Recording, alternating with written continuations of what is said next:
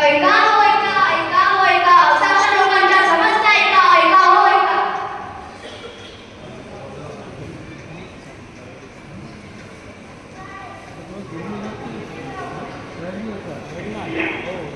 काय काय आजी आलात का मुलीच्या गाऊन पावसार वगैरे खाऊन मला तर वाटलं मुलीच्या गाऊन आल्यावर चांगले आनंदात आणि समाधानात असणार पण तुम्ही एवढे नाराज का बरं दिसतात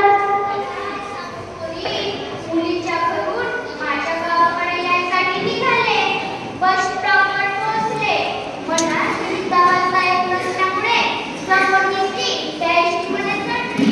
थोड्या अंतरावर बसल्यावर कंडक्टर तिकीटसाठी माझ्याकडे आला. मी त्याला नवेगाव पांडवची तिकीट मागितली. तर तो म्हणतो कसा, म्हातारे तुला समजत नाही का? तू नागपूरला जाणाऱ्या बसमध्ये चढली आहेस, तर उतर लवकर असे म्हणून त्याने मला बसमधून उतरवून दिले. सगळे लोक माझ्याकडे बघून हसायला लागले. खूप लाज वाटली तेव्हा मला. आधी तुला बघितलंय का आपल्या म्हाताऱ्या लोकांसाठी साक्षरता वर्ग सुरू झालेले आहेत. जर तू म्हणजे साक्षरता वर्गामध्ये गेली असती तर आज तुझ्याशी स्थितीच नसती झाली. आता त्याने तू साक्षरता वर्गामध्ये जाऊन साक्षर व्हा.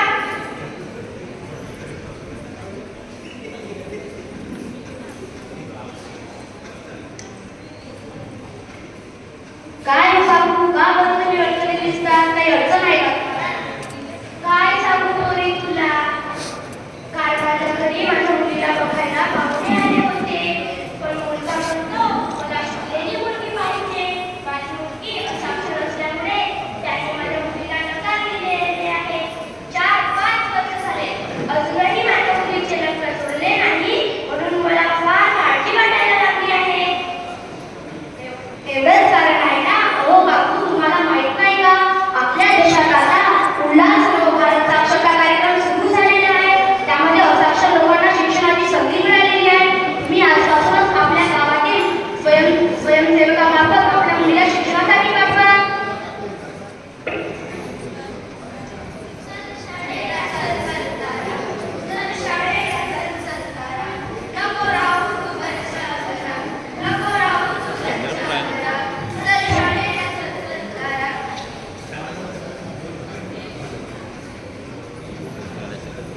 मित्रांनो, वरील दोन्ही प्रसंगावरून आपणास असाक्षर लोकांना भेडसावणाऱ्या समस्यांची माहिती झाली. यासाठी आपल्या देशामध्ये उल्हास भारत साक्षरता कार्यक्रम 2022 पासून 2027 पर्यंत राबवण्यात येत आहे. या कार्यक्रमाची वैशिष्ट्य अशी काही आहेत की ज्यामध्ये साक्षरता, अंकगणित, महत्त्वपूर्ण जीवन कौशल्य आणि व्यावसायिक कौशल्य शिकवल्या जातात.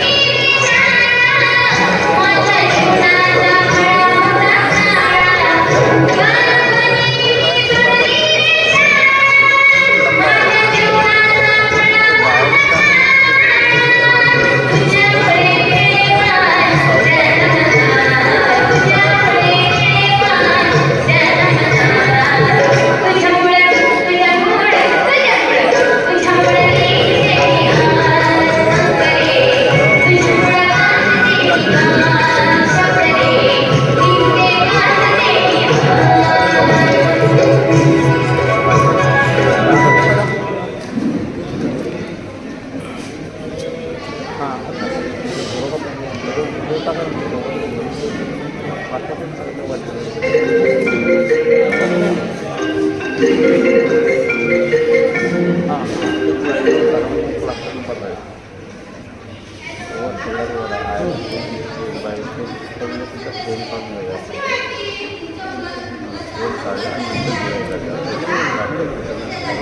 त्याच्यामुळेच मी जाल कसं सांगितलं